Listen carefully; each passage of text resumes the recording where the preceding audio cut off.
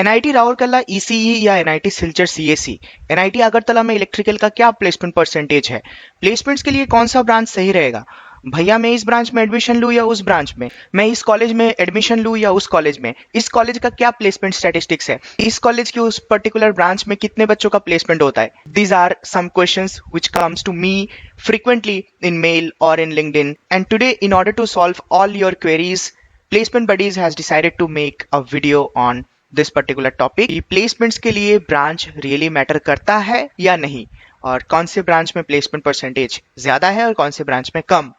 Okay, so hello everyone and welcome to Placement Buddies. Today our topic of discussion will be which branch is best for placements.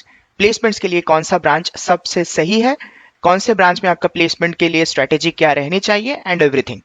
Okay, so without wasting any time let's start the video. So guys, अभी आप में से बहुत लोग अभी first year में just admission लेने वाले हो, बहुत लोग फर्स्ट ईयर में किसी एक पर्टिकुलर ब्रांच में एडमिशन ले चुके हो ऑलरेडी, ठीक है. एंड बहुत लोगों का ये भी रहता है कि जो ब्रांच उनको चाहिए था वो ब्रांच उनको नहीं मिला, लेकिन अभी most of you will be chasing 8.5 CGPA और ए पर्टिकुलर सीजीपीए बैरियर, ताकि सीजीपीए के हिसाब से आपका सेकेंड ईयर में ब्रांच स्लाइड हो जाए, राइट.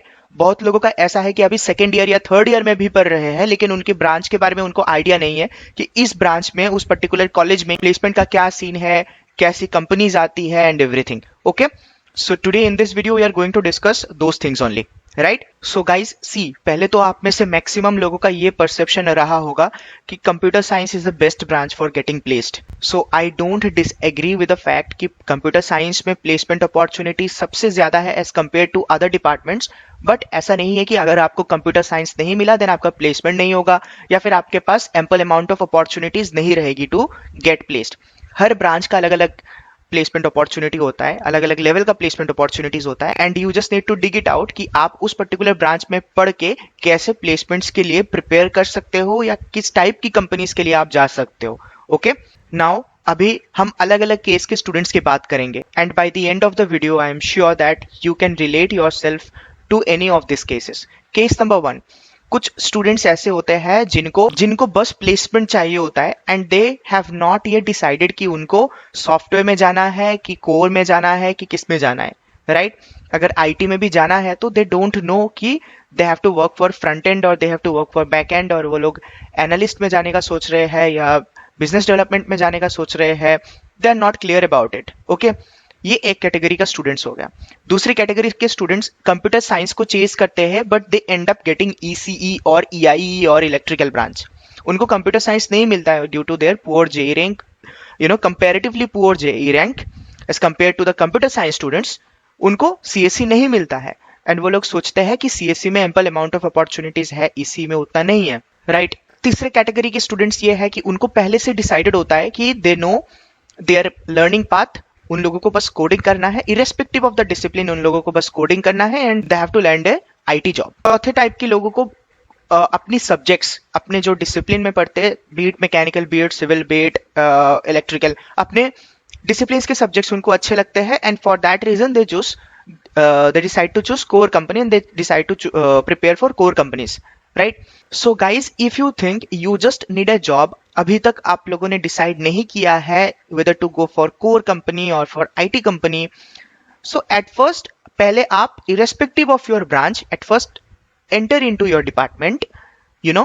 डिपार्टमेंट में जो भी सब्जेक्ट्स पढ़ाया जाएगा, यू जस्ट एक्सप्लोर दो सब्जेक्ट्स. अगर आपको अच्छा लगे यू गो फॉर कोर. अगर आपको डिपार्टमेंट ओरिएंटेड जो चीजें हैं, be it electrical, be it instrumentation, be it civil, be it mechanical, अगर आपको वो चीजें अच्छी लगनी स्टार्ट हो जाएगा then you should go for core companies. अगर आपको वो चीजें अच्छी नहीं लगती है and simultaneously you start coding, right. अगर आपको कोडिंग में इंटरेस्ट आ गया हो then I recommend you should go for IT companies. Okay, काफी बार ये होती है कि बच्चों में बस यही परसेप्शन होता है कि there are two types of companies, या तो आईटी, आप कोडिंग कर लो आईटी कंपनीज में चले जाओगे, या फिर आप ब्रांच ओरिएंटेड सब्जेक्ट्स पढ़ लो आप कोर कंपनीज में चले जाओगे. But believe me guys, there are different sectors in our industry.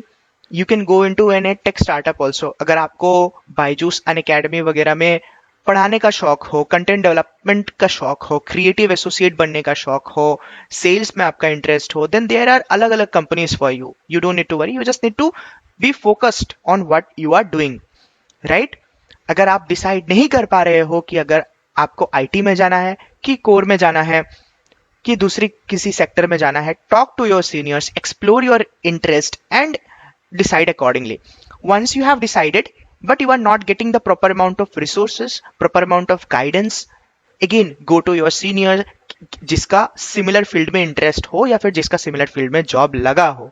Talk to them and know what had been their preparation strategy. वो लोग, उन लोगों को वो job मिलने के लिए उन लोग कैसे prepare किए थे वो लोग. Try and knowing everything from your seniors, the preparation strategy, the road map and everything. अभी हम लोग थोड़ा ब्रांच वाइज बात करेंगे कि कौन से ब्रांच में क्या अपॉर्चुनिटीज रह सकती है and how the students of that particular branch can prepare their road map accordingly. So at first we should start with none other than computer science. Okay, so computer science is a branch जिसमें maximum placement opportunities रहती है.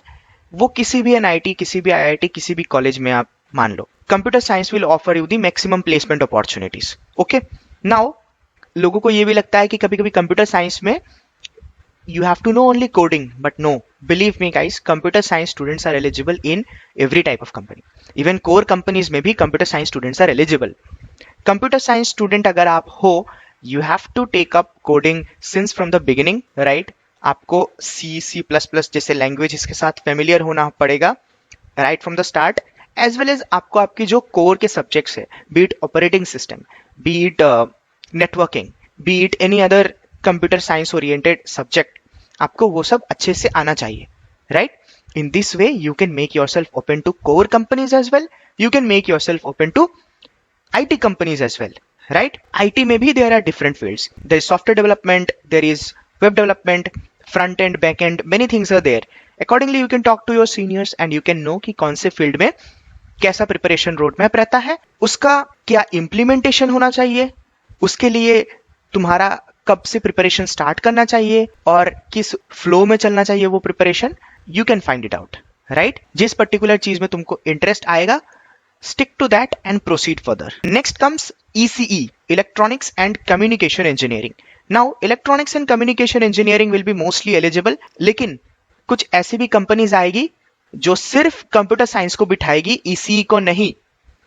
Maximum companies will come as such कि I am talking about the companies which recruits for circuital branches, not for the core branches. Okay, IT companies की मैं बात कर रहा हूँ, या फिर आईटी प्रोफाइल के लिए जो कंपनीज आती है उन कंपनीज की मैं बात कर रहा हूँ. अगर आप मान लीजिए कि 10 कंपनीज, 12 कंपनीज कैंपस में आई, उसमें से 10 कंपनी ने सीएससी को बिठा लिया, सिर्फ सीएससी को बिठा लिया, उसमें से 10 में से 9 या 8 कंपनी फॉर श्योर ईसी को भी बिठाएगी.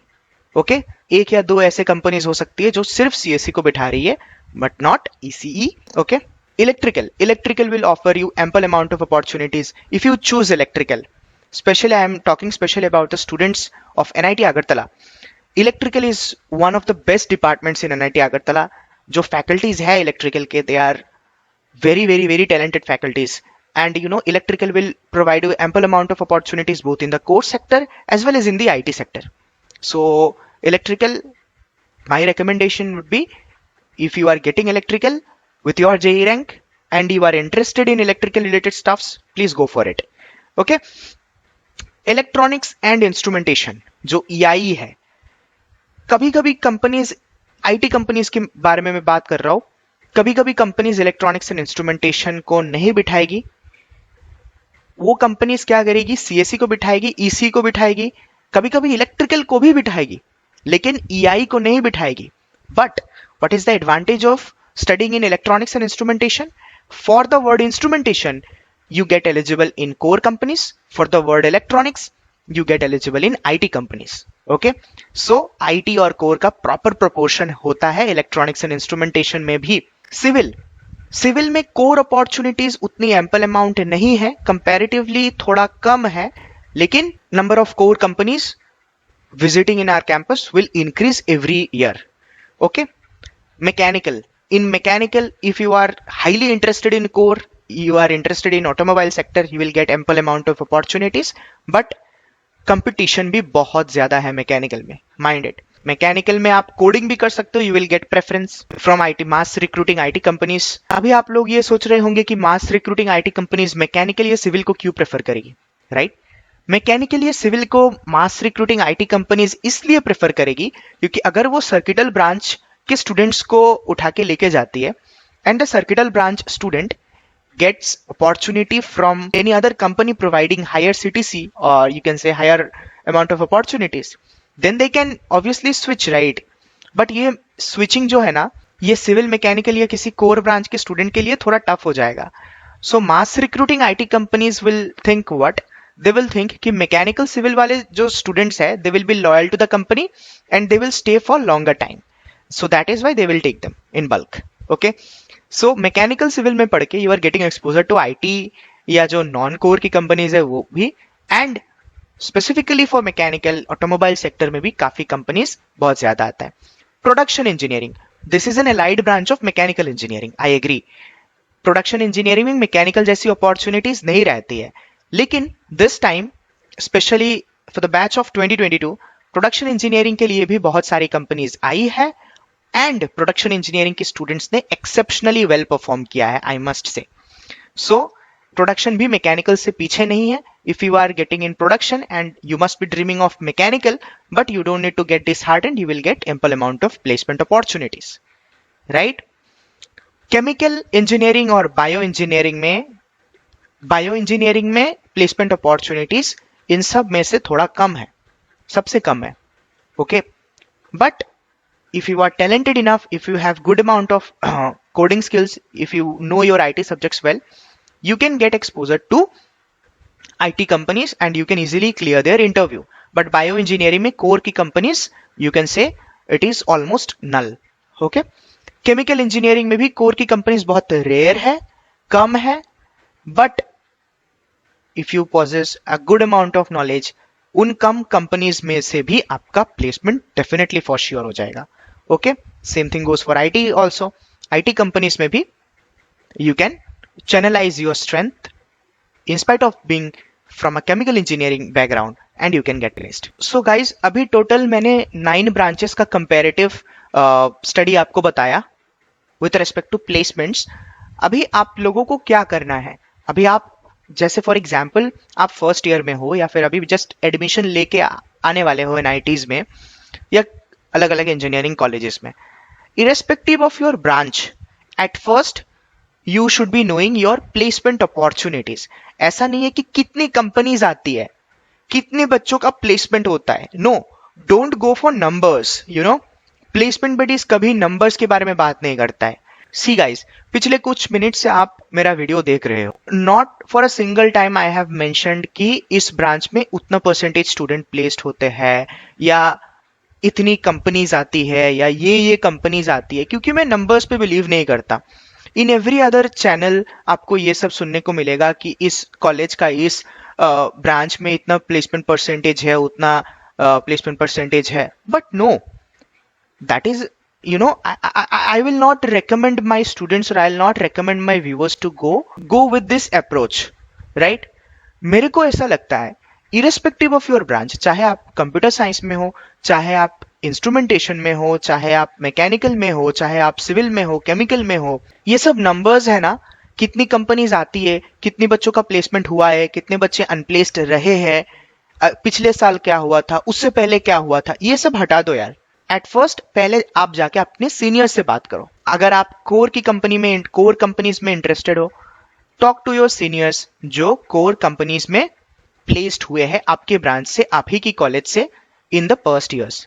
ठीक है, सीनियर्स के साथ कैसे कनेक्ट होना है यार. अभी सोशल मीडिया का जमाना है. LinkedIn is there, Facebook is there, Instagram is there, YouTube is there. हमारे इधर भी कितने सीनियर्स आते हैं अपने इंटरव्यू एक्सपीरियंस शेयर करने के लिए, कंपनी इनसाइट्स शेयर करने के लिए. लिंक्डइन प्रोफाइल उनका दिया हुआ होता है डिस्क्रिप्शन में, right? Connect with them. If you are interested in an IT company की सीनियर्स के साथ कनेक्ट हो जाओ, उनसे उनकी प्रिपरेशन रोड मैप पूछो और उनसे ये पूछो कि उन्होंने ये कंपनी कैसे क्रैक किया था, राइट? सीनियर्स के साथ बातें करना बहुत ही इंपॉर्टेंट है और बहुत ही फायदेमंद रहेगी आपकी प्लेसमेंट के जर्नी में. Make a strict note of that. आपको आप इंजीनियरिंग कॉलेज में आपके पेरेंट्स जितने हेल्प नहीं करेंगे, आपके फ्रेंड्स जितने हेल्प नहीं करेंगे, आपके फैकल्टीज जितने हेल्प नहीं करेंगे, उससे काफी ज्यादा हेल्प आपको अपनी सीनियर्स से मिलेगा, क्योंकि उन्होंने, वो आपके इमीडिएट सीनियर्स हैं, राइट? जिस स्टेज से आप गुजरने वाले हो अभी, वो स्टेज ऑलरेडी उन्होंने क्रॉस कर लिया है, so they knows everything about that stage, right? So first year के बच्चों के लिए मेरा यही एडवाइस रहेगा, पहले जो फर्स्ट ईयर होता है ना, उसको पहले एक्सप्लोर करो यार। नया नया कॉलेज लाइफ है, नए दोस्तों के साथ बातें करो, एक्सप्लोर करो, make a place of your self in your college. आप अपने कॉलेज में अपनी एक जगह बनाओ यार। फर्स्ट ईयर में हर डिसिप्लिन के सब्जेक्ट्स होते हैं आपके पास। फिजिक्स होता है, केमिस्ट्री होता है, मैथमेटिक्स होता है, electronics, electrical, mechanical, civil drawing, ये वो सब कुछ होता है। सब कुछ पढ़ो, देखो सब कुछ पढ़ के आप कौन सी डायरेक्शन में आप इंक्लाइंड हो रहे हो, यू नो, कौन सी चीजें पढ़ने में आपको मजा आ रहा है। प्रोग्रामिंग भी होती है फर्स्ट ईयर में। अगर प्रोग्रामिंग में मजा आ रहा है, then go for IT companies. अगर आपकी ब्रांच ओरिएंटेड सब्जेक्ट्स में मजा आ रहा है, गो for core companies, right? First year में इतना मत सोचो आईटी में जाना है, कोर में जाना है, क्या करना है क्या नहीं, इतना मत सोचो। सेकेंड ईयर में जो भी डिसिप्लिन में आप हो, फर्स्ट ईयर में हाँ ऐसा भी रहता है सब बहुत लोगों का कि 8.5 से जीपीए से ऊपर आ जाएगा, कंप्यूटर साइंस में चले जाएंगे, या इस ब्रांच में है उस ब्रांच में चले जाएंगे। ठीक है, हो गया, चिल है, मस्त है, उस ब्रांच की पढ़ाई पढ़ो। अब कंप्यूटर साइंस में आ गए हो, कोडिंग करो, आईटी में निकल जाओ। लेकिन अगर नहीं हुआ, डिप्रेस्ड मत हो यार, डिप्रेस्ड बिल्कुल नहीं होने का है। डिप्रेशन से, सैड होने से किसी प्रॉब्लम का सॉल्यूशन नहीं आता है। प्रॉब्लम का सॉल्यूशन उस प्रॉब्लम को पहले डिग आउट करने में आता है, और डिग आउट करने के बाद उसको रेक्टिफाई करने की सही डायरेक्शन में काम करने के बाद आता है प्रॉब्लम का solution. Keep this thing in your mind, okay? आप अभी कंप्यूटर साइंस में आ गए हो, या फिर आप किसी भी एक पर्टिकुलर डिसिप्लिन में आ गए हो, राइट? अभी उस डिसिप्लिन ओरिएंटेड जितने सब्जेक्ट्स हैं उनको पढ़ो, वो सेमेस्टर एक्सप्लोर करो। करने के बाद देखो कि आपका इंटरेस्ट कोडिंग में है या कोर में है। अब अगर आपका इंटरेस्ट पहले से ही कोडिंग में है, देन आपके जो इमीडिएट सीनियर्स रहे होंगे आपके कॉलेज में, जो कोडिंग करते हैं या कोडिंग करना स्टार्ट कर दिए हैं ऑलरेडी, उनसे बात करो, उनकी जो रोड मैप है वो जानो, और उसी डायरेक्शन में काम करना स्टार्ट करो। अगर उनका जो रोड मैप है उससे अच्छा रोड मैप आपको पता है, या फिर आप किसी दूसरी जगह से आपको मालूम पड़ा है, गो फॉर दैट। ऐसा नहीं है कि आपको सीनियर जो कर रहे हैं उसको फॉलो करना है। आप सीनियर से अच्छा भी कर सकते हो, no doubt about that, but start करने के लिए you need to have some guidance. अगर आप कोर के फील्ड में आ गए हो, आपको कोडिंग नहीं करनी है, बिल्कुल नहीं करनी है, यू आर कॉन्फिडेंट इनफ कि मेरे को कोर सब्जेक्ट्स पढ़ के मेरे को जॉब मिल ही जाएगी फॉर श्योर, ठीक है, कोर के सब्जेक्ट्स और पढ़ो। ऐसा नहीं है कि बस क्लास में जो पढ़ाया जा रहा है वही पढ़ना है। क्लास के बाहर से भी यूट्यूब से पढ़ो, यूडेमी में किसी एक पर्टिकुलर कोर्स कर लो, कुछ भी करो, क्लास के बाहर से पढ़ो, पढ़ के समझो, कोर के सब्जेक्ट्स पे अपना और स्किल इंप्रोवाइज करो। जब आप फाइनल ईयर में चले जाओगे, you will revise them and you will make yourself suitable for placements. That should be your placement preparation roadmap irrespective of any department. आज के बाद, इस वीडियो के बाद, अगर कोई भी बोलता है कि इस कॉलेज में उस ब्रांच में सबसे ज्यादा प्लेसमेंट होता है, इस कॉलेज में उस ब्रांच में सबसे ज्यादा अपॉर्चुनिटीज है, डोंट बिलीव। हो सकता है सच है, लेकिन if you are meritocratic enough, अगर आप में सफिशिएंट स्किल्स है, अगर आपने सही रोड मैप फॉलो किया है, अगर आपने सही से प्रिपरेशन किया है, अगर आप जिस कंपनी के लिए प्रिपेयर कर रहे हो उस कंपनी में सीरियसली जेन्युइनली आपका इंटरेस्ट है, अगर आपने अपने तरफ से सब कुछ सही किया है, तो फिर आपको जॉब फॉर श्योर मिलेगी। चाहे वो आप प्रोडक्शन से हो, चाहे आप केमिकल से हो, चाहे आप सीएससी से हो, चाहे आप मैकेनिकल से हो, कुछ भी हो, right? So I guess it will be sufficient for you. आज के लिए बस इतना ही। ब्रांच कोई भी हो, placement opportunities, ample amount of placement opportunities आपको मिलेगी, right? You just need to channelize your energy in the right direction. Be interactive with your seniors. कोई भी प्रॉब्लम होगा, कोई भी इशू होगा, just go and talk to them, right? And just keep following placement buddies. We will keep bringing more such content for you people. मिलते हैं अगले video में. Till then, stay safe and keep watching placement buddies. Bye.